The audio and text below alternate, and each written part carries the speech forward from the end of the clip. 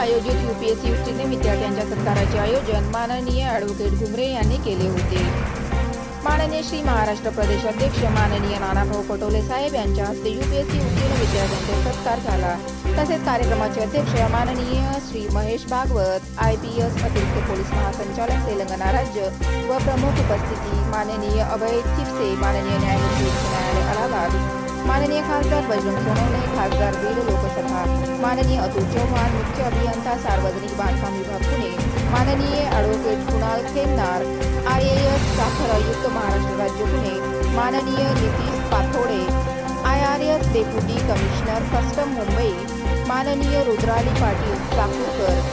advocate सर्वोच्च न्यायालय नवी दिल्ली, माननीय रमेश मुंडोळ तहसीलदार छत्रपती संभाजीनगर, माननीय राजेश पावडे कार्याध्यक्ष जिल्हा नांदेड काँग्रेस समिती इत्यादींची उपस्थिती